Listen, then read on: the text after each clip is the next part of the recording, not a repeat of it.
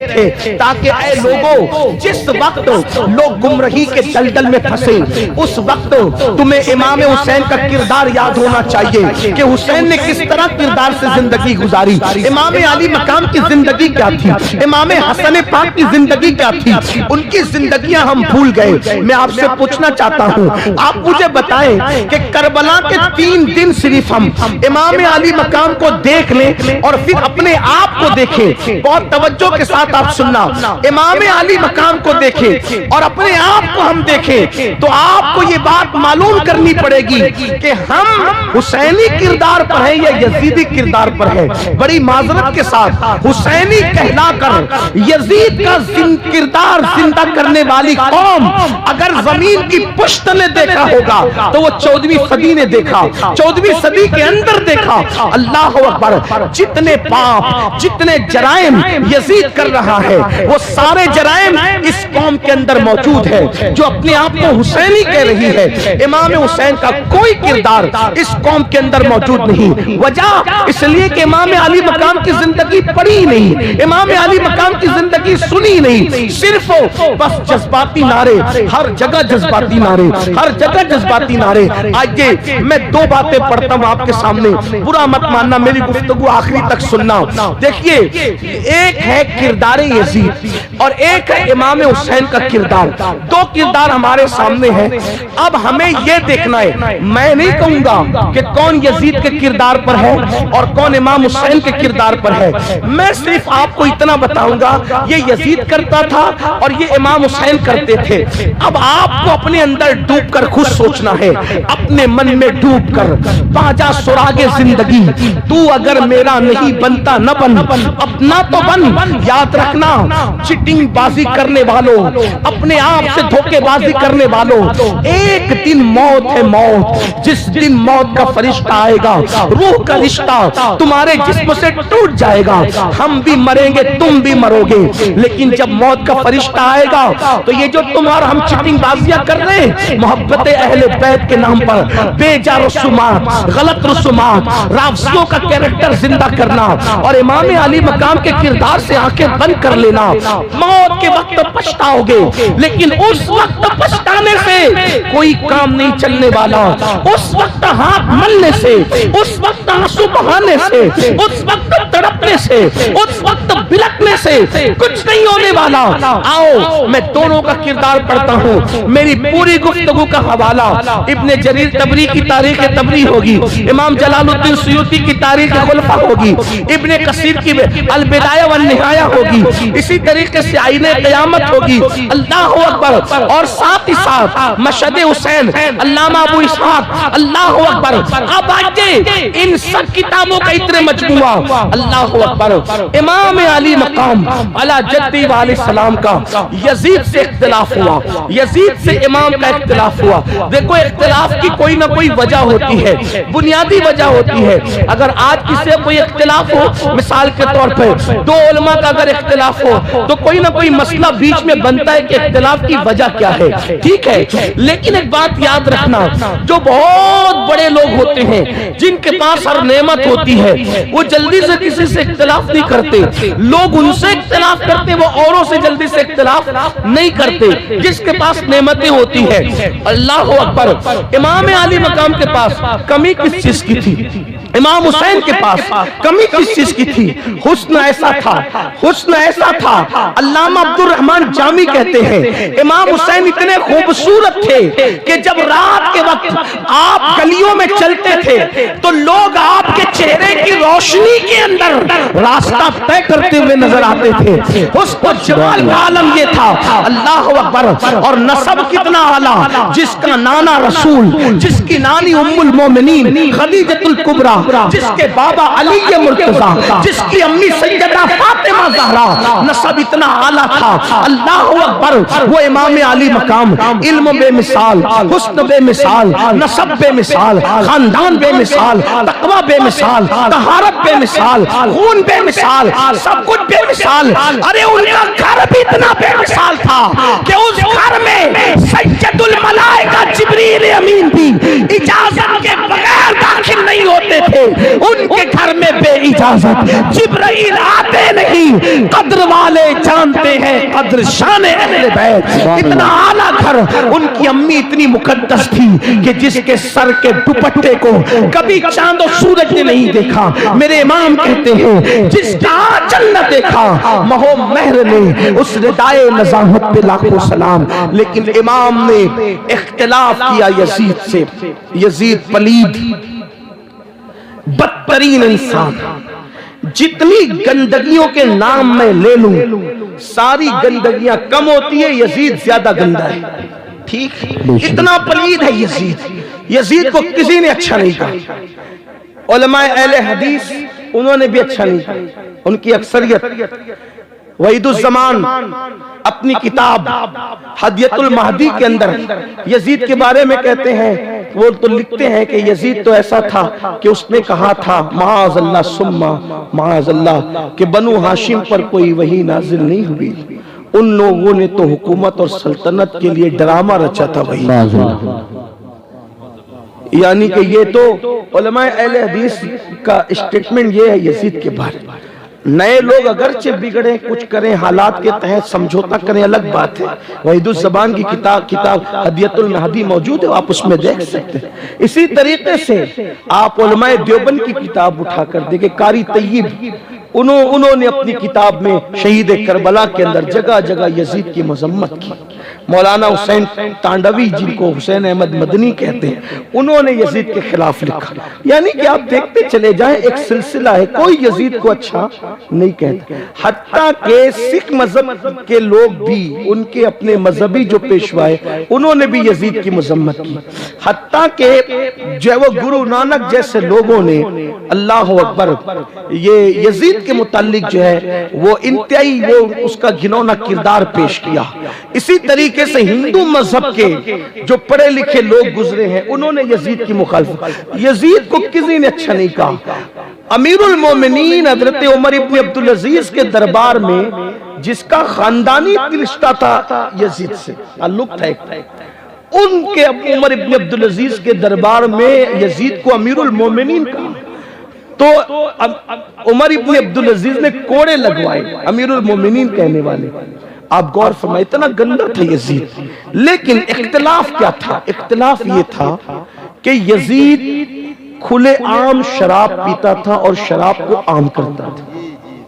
اس کے دربار میں شراب ایک دم علی اعلان پی جاتی تھی اور شراب کو عام کیا جا رہا تھا. اس چیز کو امام علی مقام نے محسوس کیا. ابن کثیر نے لکھا ہے کہ یزید نے سفر حج میں بھی شراب پی. یعنی آپ کے یہ جو گاؤں آپ کا ہے اگر یہاں کوئی شرابی آدمی ہو اللہ نہ کرے مگر وہ جب اللہ اس کو حج کی توفیق دے تو کم از کم جتنے دن وہ حج کے سفر میں ہوگا تو کم سے کم وہ شراب تو نہیں پیے گا. آپ حج کے سفر کی بات کرتے ہیں, لوگ اجمیر شریف جاتے ہیں تو بگڑے ہوئے کام نہیں کرتے غریب نواز کے احترام اور تعظیم میں. لیکن یزید اتنا پلید, اتنا گندا, اتنا نکما, اس قدر نیچ حرکت کا انسان تھا کہ اس نے سفر حج میں بھی مدینہ منورہ میں شراب پی.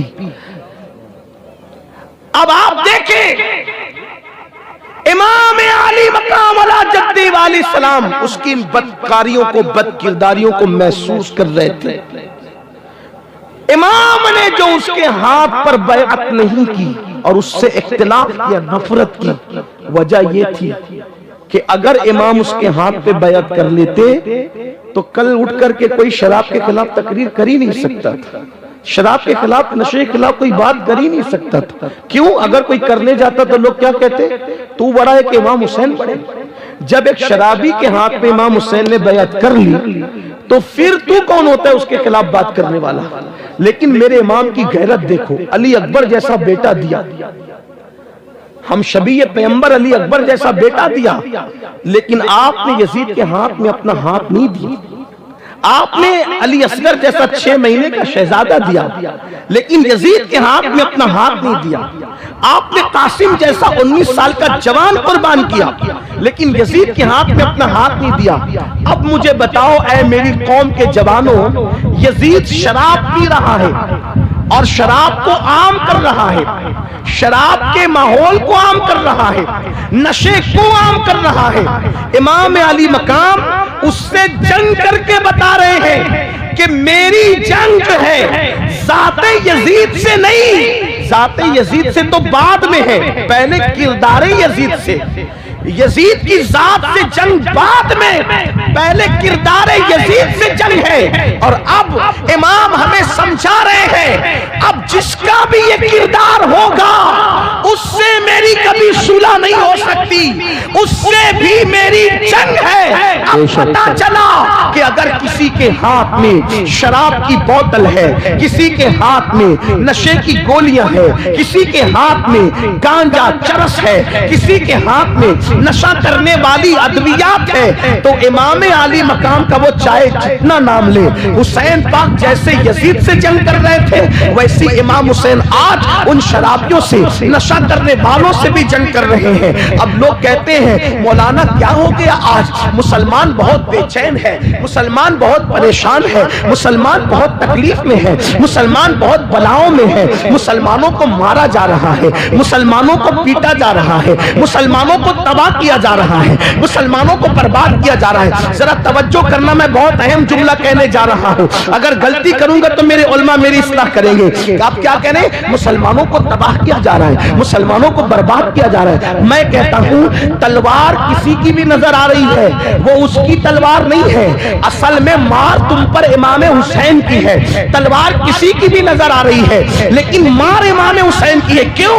اس لیے کہ حسین نے بتا دیا کہ جس قوم کے اندر نشہ ہوگا اس سے میری جنگ ہوگی۔ اب امام حسین کے مقابلے میں تم کھڑے ہو گئے، اس لیے اللہ تمہیں تباہ کر رہا ہے، تمہیں برباد کر رہا ہے۔ آپ کیا سمجھ رہے ہو؟ امام علی مقام کوئی چھوٹی موٹی ہستی نہیں۔ اللہ اکبر، مجھے بتاؤ مسلمانوں کے محلے میں جتنی نشے کی چیزیں بکتی ہے کیا اوروں کے محلے میں بکتی ہے؟ جتنا نشہ مسلمانوں کے علاقوں میں کیا جاتا ہے کیا اوروں کے علاقوں میں کیا جاتا ہے؟ آپ سے پوچھنا چاہتا ہوں اس قدر نشے میں ڈوبنے والی قوم 15ویں صدی کے اندر اگر کوئی ہے وہ قوم مسلم ہے۔ اللہ اکبر، 16 سال کے 17 سال کے لڑکے اور لڑکیاں باضابطہ طور پر نشے کی طرف جا رہے ہیں، کالج چھوڑ کر، یونیورسٹی چھوڑ کر، تعلیم چھوڑ کر نشے کی طرف۔ کس مسلمان کو نہیں پتا اللہ کے رسول مصطفیٰ کریم رؤوف الرحیم صلی اللہ علیہ وسلم نے فرمایا جس نے نشہ کیا اس نے محمد پر نازل ہونے والی کتاب کا گویا کہ انکار کیا۔ اللہ اکبر، اللہ اٹھا کر حدیث رسول دیکھو، اللہ کے رسول علیہ السلام فرماتے ہیں نشہ کرنے والے جب قیامت کے دن اٹھ کر کے اللہ کی بارگاہ میں آئیں گے، نشہ کرنے والے، کاش میری یہ آواز، یہ میری گنہگار آواز، یہ میری بے اثر آواز، کاش اللہ اس میں اثر پیدا کر کے کسی نشہ کرنے والے جوان تک پہنچا دے کہ اللہ کے رسول علیہ السلام فرماتے ہیں نشہ کرنے والا جب قیامت کے دن اللہ کی عدالت میں اٹھ کر کے آئے گا تو اس کا چہرہ سور کی طرح، خنزیر کی طرح ہوگا، اور اس کی آنکھوں سے خون ٹپک رہا ہوگا، اس کی آنکھوں سے خون بہ رہا ہوگا، اور وہ اپنی منہ سے الٹی کر رہا ہوگا تو وہ الٹی پاخانے کی الٹی ہوگی، یعنی اس کے منہ سے غلاظت پاخانہ نکل رہا ہوگا۔ منہ سور کا، توجہ کریں، منہ سور کا، خنزیر کا، آنکھوں سے خون اور منہ سے پاخانہ، اور پورے بدن پر سانپ اور بچھو چپکے ہوئے ہوں گے، اور جن آلات کے ساتھ وہ نشہ کرتا تھا وہ آلات اس کے ہاتھ میں ہوں گے، اور آس پاس فرشتے ہوں گے جو اس پر لعنت کر رہے ہوں گے، اس پہ لعنت برسا رہے ہوں گے۔ اس ذلت و رسوائی کے ساتھ اللہ اکبر نشہ کرنے والا قیامت کے دن اللہ کی عدالت میں آئے گا۔ لوگ اس سے پوچھیں گے کہ تو کون ہے، تو کون ہے؟ یہ میں اپنی مرضی سے نہیں کہہ رہا ہوں، فقی ابو اللہ سمرقندی نے اس کو اپنی کتاب میں لکھا ہے، میں کوئی بات اپنی طبیعت سے کہنے کا عادی نہیں۔ اللہ اکبر، فقی لکھتے ہیں جب اس ذلت کے ساتھ نشہ کرنے والا میدان قیامت میں آئے گا تو لوگ کہیں گے تو کون ہے، اتنی ذلت کے ساتھ تو ہوا رہا ہے تو اس کو کہا جائے گا بتا تو کون ہے؟ فرشتے کہیں گے لوگوں یہ دنیا کے اندر نشہ کرتا تھا، یہ دنیا میں شراب پیتا تھا، یہ دنیا میں نشہ کیا کرتا تھا۔ اب آپ مجھے بتائیں کتنی ذلت ہے نشہ کرنے والوں کے لیے۔ اب آپ دیکھیں یزید نشہ کرتا تھا، امام علی مقام نشے کے خلاف تھے۔ اب آپ سے پوچھتا ہوں حسینیت نشہ کرنے کا نام ہے یا نشے کی مخالفت کرنے کا نام ہے؟ آپ مجھے جواب دیں، نشہ کرنے کا نام حسینیت ہے یا نشے کی مخالفت کرنے کا نام حسینیت ہے؟ اب اگر کوئی نشہ کر رہا ہے تو چاہے اس کا نام غلام حسین ہو، چاہے اس کا نام غلام علی ہو، چاہے اس کا نام عباس ہو، اگر وہ نشہ کر رہا ہے تو غلام حسین نام ہونے کے باوجود وہ حسین کا غلام نہیں، وہ یزید کا غلام ہے، کیونکہ وہ یزید کا کردار زندہ کر رہا ہے۔ نکلو سنیوں میری قوم کے جوانوں، اے مسلمانوں یزیدی کردار سے باہر نکلو۔ دوسری بات بہت لمبی نہیں کرنے والا، گرمی کا موسم ہے، آپ لوگ بہت گرمی میں بیٹھے اس کا مجھے خیال ہے، لیکن دوسری بات ایک دو بات اور کروں گا، بات ختم کروں گا۔ دوسری بات یزید علل اعلان نمازوں کو ترک کرتا تھا، وہ نماز نہیں پڑھتا تھا، اس نے سفر حج میں بھی نماز چھوڑی، مدینہ منورہ آ کے بھی اس نے نماز میں غفلت کی۔ امام کے سامنے اس کا یہ کردار موجود تھا، یہ کیریکٹر موجود تھا۔ آپ سے پوچھنا چاہتا ہوں، لوگ اس پر ہنستے ہیں، ہم لوگ کا مذاق اڑاتے ہیں، ابھی تک یہ لوگ نماز روزے میں ہی ڈوبے ہوئے، ابھی تک یہ لوگ نماز روزے کی بات کریں، دنیا کہاں پہنچ گئی؟ یہ ابھی تک نماز روزے کی بات کرتے ہیں۔ میں نے کہا دنیا کہیں بھی پہنچے، ہماری نماز، توجہ کرنا، ہماری نماز ہمیں وہاں تک لے جاتی ہے چاند پر جانے والے جہاں کا تصور نہیں کر سکتے، کیونکہ میرے نبی نے فرمایا جو بندہ نماز میں سجدے میں ہوتا ہے تو اللہ اور بندے کے درمیان سارے پردے اٹھا دیے جاتے ہیں، تو گویا کہ سجدہ کرنے والا ڈائریکٹ خدا کی بارگاہ میں پہنچ جاتا ہے۔ بلکہ ایک حدیث پاک ہے، حدیث پاک ہے کہ جب تم سجدہ کرتے ہو تو تمہارا سر خدا کے قدموں میں ہوتا ہے۔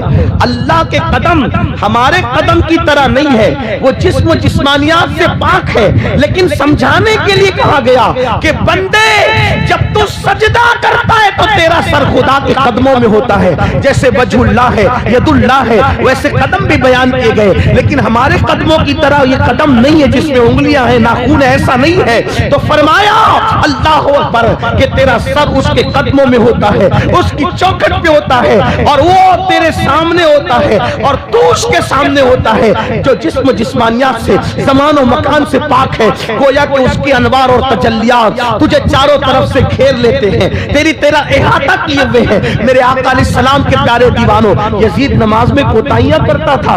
آج لوگ کتنے ہیں جو مسجدوں کو آباد کرتے ہیں، جلسے کے نام پہ تو ہزاروں جمع ہوں گے، لیکن نماز کے نام پہ کتنے؟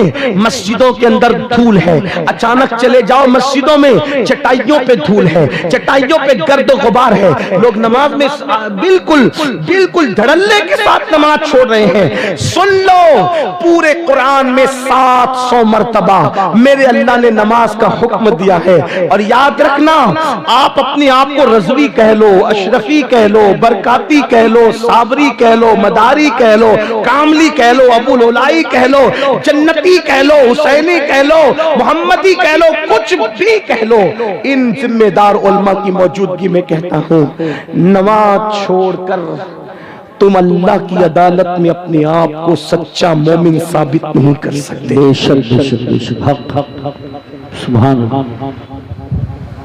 زندگی میں سجدہ نہیں، نماز سے کوسوں دور، اور جب کہا جاتا ہے نماز پڑھو تو کہتے مولانا ٹائم نہیں ملتا۔ اگر ٹائم نہیں ملتا تو پھر مسلمان کیوں ہے؟ کیسے ہے؟ تجھے کھانے کے لیے ٹائم ہے، تجھے سونے کے لیے ٹائم ہے، تجھے ناچ گانے کے لیے ٹائم ہے، تجھے واٹس ایپ فیس بک کے لیے ٹائم ہے، تجھے عورتوں کے ساتھ بیٹھنے اٹھنے کے لیے ٹائم، دوستوں کے ساتھ اٹھنے بیٹھ، تجھے اللہ کے لیے ٹائم، ایک وقت کی نماز کے لیے صرف 10 منٹ کا ٹائم، صرف 10 منٹ، 10 منٹ سے زیادہ کا ٹائم نہیں لگتا۔ اور ہم اگر ٹائم نکالنا چاہیں تو بالکل نکال سکتے۔ اس لیے کہ ٹائم کسی کو نہیں ملتا، نکالنا پڑتا ہے۔ آپ جلسے میں ٹائم نکال کر آئے تو پہنچے، اگر تھوڑی سستی کرتے تو اپنیات بے شمار لوگ ہیں جو آنا چاہتے تھے، سستی کی نہیں آئے، بستر پہ لیٹے لیٹے سو گئے، بیٹھے رہ گئے باتیں کرتے ہوئے نہیں آئے۔ ٹائم نکالنا پڑتا ہے۔ نماز پڑھو اس سے پہلے کہ تمہاری نماز جنازہ پڑھی جائے، نماز پڑھو اس سے پہلے کہ تمہارا روح کا رشتہ تمہارے جسم سے ٹوٹ جائے، نماز پڑھو اس سے پہلے کہ موت سے تمہاری آنکھیں بند ہو جائے۔ میرے عزیز، میرے بھائی، اللہ اکبر، اگر تو نماز نہیں پڑھتا تو یاد رکھ، اپنے آپ پہ رحم کر، اپنے آپ پہ رحم کر۔ اللہ کے رسول غیب دا نبی صلی اللہ علیہ وآلہ وسلم نے فرمایا، سب سے زیادہ موت کے وقت اگر کسی کو تکلیف ہوتی ہے تو بے نمازی کو تکلیف ہوتی ہے۔ قیامت کے دن سب سے زیادہ عذاب اگر کسی کو ہوگا تو بے نمازی کو ہوگا۔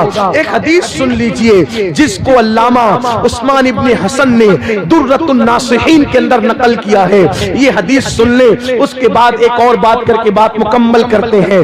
دل کے کانوں سے سننا، میرے آقا صلی اللہ علیہ وآلہ وسلم کے دیوانوں، اپنی بات نہیں کر رہا ہوں، کتاب کے حوالے سے مصطفیٰ جان رحمت کی بات کر رہا ہوں۔ اے میرے بھائیوں، کھیل کود میں کب تک زندگی گنواتے رہو گے؟ اے میرے بھائیوں، کب تک اللہ سے دور بھاگتے رہو گے؟ اپنی بہنوں سے بھی کہتا ہوں، جہالت کی زندگی کب تک گزارو گی؟ کب تک سیریل، فلمیں، گانے، باجے، تماشوں میں مصروف رہو گے؟ ہائے ہائے، جو قوم اہل بیت کی محبت کا نعرہ لگائے اس قوم کی زندگی میں سجدہ نہیں، حالانکہ سجدہ کیا امام علی مقام نے سجدہ کیا، آخری سجدے ہی میں تو جان گئی امام کی۔ سیدہ فاطمہ الزہرا آخری وقت تک سجدہ کرتی رہی، مولا کائنات نے آخری وقت تک، ان کی شہادت بھی تو مسجد میں ہوئی۔ مجھے حیرت ہے، مولا علی نے مسجد میں شہادت پائی، سیدہ فاطمہ نماز کی حالت میں اللہ اکبر پوری رات گزار دیتی ہے، امام حسین نماز ہی کی حالت میں شہادت پائے۔ میری قوم کو کیا ہو گیا؟ یہ قوم نماز کی طرف نہیں آتی، اس قوم کو نماز کی توفیق نہیں ہوتی۔ میرے بھائیوں، ہم اللہ کا عذاب برداشت نہیں کر سکتے، کتنی بھی طاقت ہو، کتنی بھی قوت ہو، خدا کا عذاب برداشت نہ کر سکو گے۔ آئیے صاحب درۃ الناصحین سے ایک روایت سن لیتے ہیں، اپنی بات نہیں، رسول اللہ کا فرمان۔ ایک بار ایسا ہوا، میرے آقا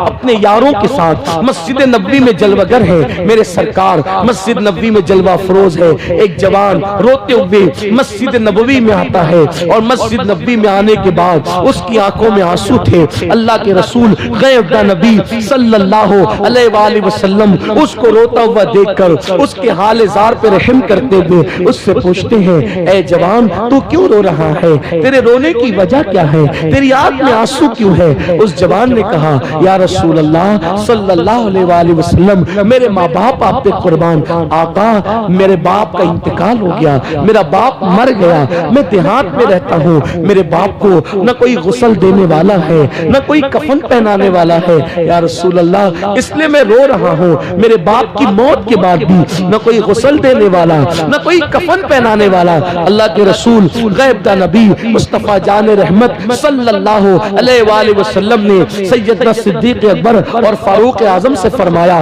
تم دونوں جاؤ اور جا کر کے اس کے باپ کو غسل دو اور اس کے باپ کو کفن پہناؤ۔ اللہ اکبر، جب میرے آقا کے دونوں یار صدیق و فاروق تشریف لے گئے اس کو نہلانے کے لیے، جیسے اس کے منہ سے چادر ہٹائی، اس کے منہ سے کپڑا ہٹایا، کیا دیکھا؟ اس کا منہ کالے سور کی طرح تھا، اس کا منہ کالے خنزیر کی طرح تھا، یعنی اس کا منہ انسانوں کی طرح نہیں تھا بلکہ کالے سور کی طرح، کالے خنزیر کی طرح۔ یہ بات میری نہیں ہے میرے بھائی، صاحب درۃ الناصحین اس کے ذمہ دار ہے، یہ مصطفیٰ جان رحمت کا فرمان ہے۔ جس کے کہنے پہ خدا کو ایک مانا ہے، جس کے کہنے پہ قرآن کو اللہ کی کتاب مانی ہے، اس رسول کا فرمان سن کر کے لرز جاؤ، اپنے آپ کو تباہ نہ کرو۔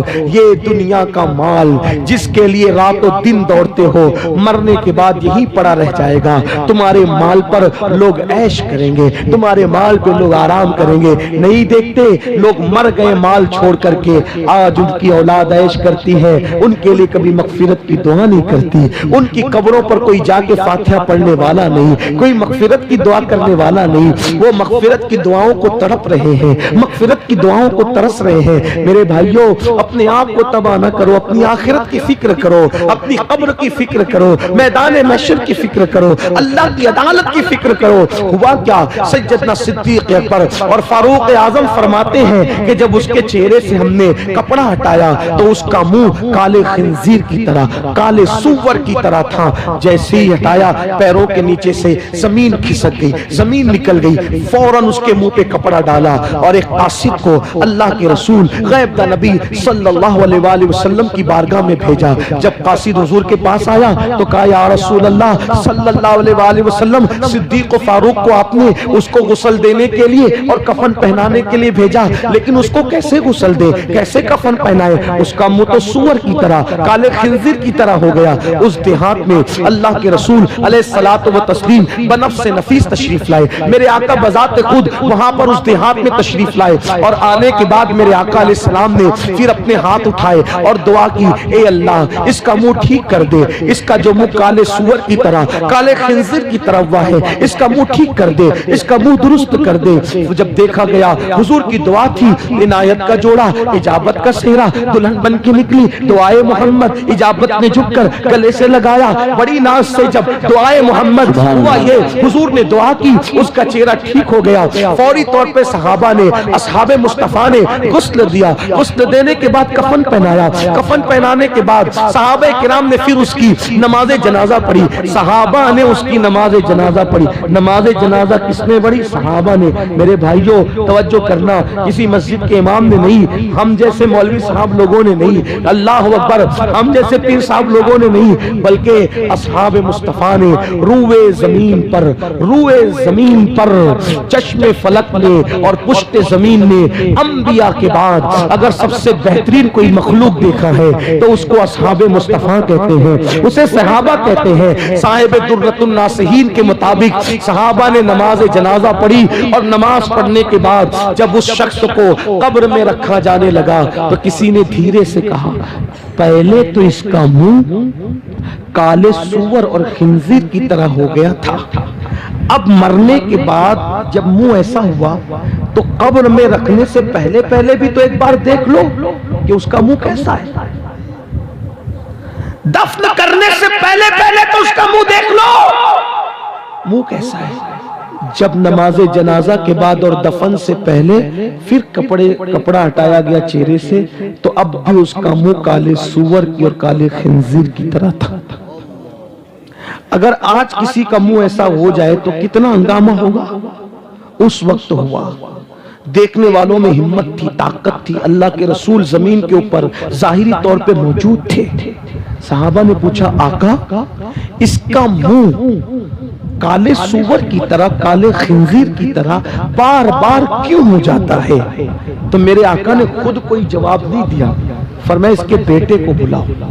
جب اس کے بیٹے کو بلایا گیا تو فرمایا، تو سچ بتا، میرا اللہ کسی پہ ظلم نہیں کرتا، میرا اللہ کسی پہ ظلم نہیں کرتا، زیادتی نہیں فرماتا، میرا اللہ تو اپنے بندوں سے بہت پیار کرتا ہے، وہ کسی کو اس طرح کی سزا بلا وجہ نہیں دیتا، تجھے بتانا ہوگا۔